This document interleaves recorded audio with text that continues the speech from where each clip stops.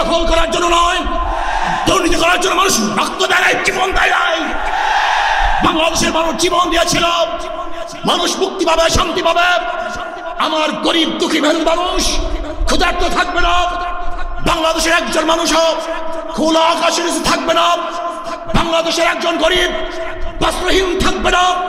আমার বাংলাদেশের কোনো মানুষ গুম হবে না, খুন হবে না। বাংলাদেশের কোনো ব্যবসায়ীকে চাঁদা সম্মেলন কেন? আমরা পিআর সিস্টেম নির্বাচন চাই, সংখ্যানুপাতিক হারে নির্বাচন চাই। বিএনপি কেন মানছে না? বিএনপি তো দাবি করেছে আমরা জাতীয় সরকার গঠন করব, এটা বিএনপির দাবি। আর জাতীয় সরকার গঠন করার জন্য সবচেয়ে ভালো পদ্ধতি পিআর সিস্টেম নির্বাচন।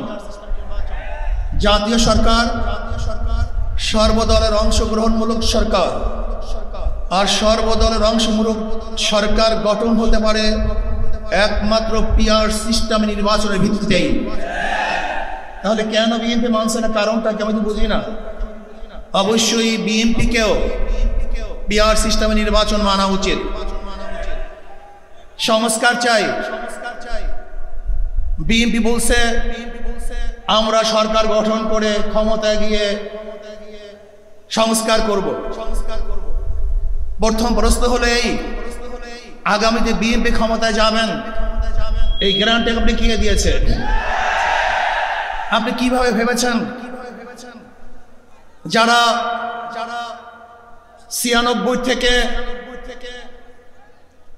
96 পর্যন্ত ফেল করার কারণে 96 ক্ষমতায় আসতে পারে নাই। আবার 2001 থেকে 2005 পর্যন্ত দেশ চালাবার কারণে 2008-এও তারা ক্ষমতা আসতে পারে নাই। 2001-এ বিএনপি ইশতেহার ঘোষণা করেছিল, সেই ইশতেহারের মধ্যে 10% বিএনপি বাস্তবায়ন করতে পারে নাই। এমনকি 2001-এ বিএনপির ইশতেহারের 1 নম্বর শর্ত তারা পালন করতে পারে নাই। আমি বিশ্বাস করি আগামীতে ক্ষমতায় কে যাবে না যাবে আমি জানি না, কিন্তু বাংলাদেশের জনগণ কোন দুর্নীতিবাজ, চাঁদাবাজ, দখলবাজ, খুনিদেরকে আর ক্ষমতায় নিবে না। বাংলাদেশের জনগণ রক্ত দিয়েছে, জীবন দিয়েছে বাংলাদেশে চাঁদাবাজি করার জন্য নয়, খুন করার জন্য নয়, দেশকে দখল করার জন্য নয়, দুর্নীতি করার জন্য মানুষ রক্ত দেয়, জীবন দেয়। বাংলাদেশের মানুষ জীবন দিয়েছিল, মানুষ মুক্তি পাবে, শান্তি পাবে। আমার গরিব দুঃখী মেহনত মানুষ ক্ষুধার্ত থাকবে না। বাংলাদেশের একজন মানুষও খোলা আকাশের নিচে থাকবে না। বাংলাদেশের একজন গরিব বস্ত্রহীন থাকবে না। আমার বাংলাদেশের কোনো মানুষ গুম হবে না, খুন হবে না। বাংলাদেশের কোনো ব্যবসায়ীকে চাঁদা দিতে হবে না। বাংলাদেশের প্রত্যেক নাগরিক অধিকার বাস্তবায়ন হবে, তারা শান্তিতে বসবাস করতে পারবে, নির্বিঘ্নে ঘুমাতে পারবে। আমার মা বোনরা ইজ্জত দিয়ে রাস্তায় চলাফেরা করতে পারবে। বাংলাদেশের মসজিদ থাকবে, মাদ্রাসা থাকবে, দাড়ি থাকবে, টুপি থাকবে। দাড়ির উপরে আক্রমণ করতে পারবে না, টুপিকে ছিনিয়ে কেউ নিতে পারবে না, ইসলামের বাইরে কেউ আইন পাস করতে পারবে না। এর জন্য মানুষ জীবন দিয়েছিল, রক্ত দিয়েছিল। দ্বিতীয়বার দাড়ি টানবে এই দৃশ্য দেখার জন্য মানুষ রক্ত দেয় নাই। মৌলবাদীর বিরুদ্ধে আলোক আঙ্গুল তুলবে, মোল্লা বলে গালি দিবে, আজকে টুপি দাড়িওয়ালাদের ক্ষমতায় যেতে দেবে না, এই স্লোগান শোনার জন্য মানুষ রক্ত দেয় নাই। এই দৃশ্য দেখার জন্য বুকের তাজা রক্ত জমিনে ঢেলে দিয়ে মানুষ শাহাদাত বরণ করে নাই, বরং বাংলাদেশের মানুষ শাহাদাত বরণ করেছিল এই জাতিকে মুক্তি দেওয়ার জন্য, কোরআন ও সুন্নাহর আইন বাস্তবায়ন করার জন্য। বাংলাদেশের মানুষ ওই ভারতের গোলামি করার জন্য রক্ত দেয় নাই। বাংলাদেশের মানুষ ভারত আমাদের দেশে কর্তৃত্ব নেতৃত্ব করবে, আমেরিকা আমাদের দেশে কর্তৃত্ব নেতৃত্ব করবে, এর জন্য বাংলাদেশের মানুষ জীবন দেয় না, রক্ত দেয় নাই।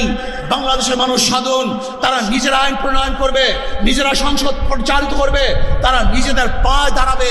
বাংলাদেশের মানুষ জীবন দিতে পারে, কিন্তু কার গোলামি করতে পারে না।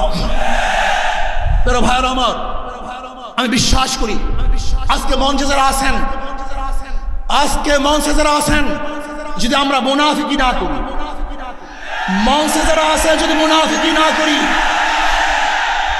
মুখের এবং কাজের কথা যদি একসাথে থাকেন, মুখের সাথে কাজের যদি মিল থাকেন, আমি এই লক্ষ জনতার সামনে কসম করে বলতে পারি আগামীতে ক্ষমতায় যাবে ইসলাম, ক্ষমতায় যাবে ইসলাম, কোনো সন্দেহ নাই।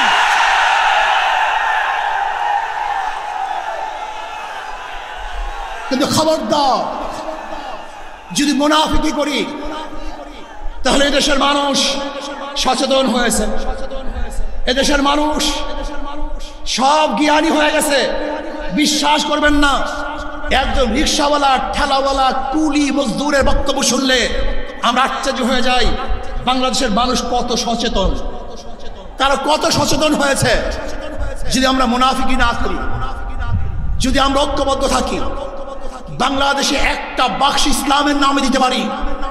যেরকম আমেরিকা এবং ওই জারস ইসরায়েল ইরানের আক্রমণকারী ভেবেছিল মুহূর্তের মধ্যে নিশ্চিহ্ন করে দিবে, কিন্তু আক্রমণ করার পরে দেখেছে ইরানের গুহার থেকে কোথার থেকে বোম মিজাইল চলে আসছে। আমেরিকা এবং ইসরায়েল যেরকম অনুভব করতে পারে নাই, বাংলাদেশের বুকে যদি একটা বাক্স দেওয়া হয়, বাংলাদেশের ঘরের থেকে এমন মিজাইল বের হবে, এমন বোমা বের হবে, গোটা বাংলাদেশ থেকে, গোটা দুনিয়া থেকে ইসলামের দুশ্মনদেরকে ধ্বংস করে দেবে ইনশাআল্লাহ। ঐক্য হন, মুনাফিকি করবেন না, একসাথ হন, ঐক্যবদ্ধ হন। এইটা আমার মেসেজ থাকবে। যদি ঐক্যবদ্ধ ভাবে ক্ষমতার লোভকে সংবরণ করে আমি ক্ষমতায় যেতে চাই না, ইসলামকে ক্ষমতায় নিতে চাই। আমি ক্ষমতায় যাইতে চাই না, কোরআন ও সুন্নাহকে ক্ষমতায় নিতে চাই। যদি আদর্শ লালন করেন, এই নীতি আদর্শ যদি গ্রহণ করেন, ইনশাআল্লাহ নাসরুম মিনাল্লাহি ফাতহুন করিব, অবশ্যিরিস সাবিরিন। সেই দিন আসতেছে, আমি দেখতেছি, মনে হয় আমার চোখের সামনে আমি দেখতেছি ওই সংসদের মধ্যে কলেমার কথা হবে, কোরআন ও সুন্নাহর কথা হবে, লা ইলাহা ইল্লাল্লাহ উচ্চারিত হবে। গোটা বাংলাদেশের মানুষ শান্তিতে বসবাস করতে পারবে, জুলুম থাকবে না, অত্যাচার থাকবে না, অবিচার থাকবে না। প্রত্যেকটা মানুষের প্রাপ্তি তাদের ঘরে ঘরে পৌঁছানো হবে। আজকে আমার মা বোনেরা মনে করছে ইসলাম ক্ষমতা আসলে আমাদের অবস্থাটা কি হবে। ইসলাম ক্ষমতা আসলে প্রত্যেকটা মা বোনের ন্যায্য অধিকারকে প্রতিষ্ঠিত করা হবে। ইসলাম ক্ষমতা আসলে আগামী 5-10 বছরের মধ্যে সমস্ত গরিবরা দরিদ্র সীমার উপরে চলে যাবে।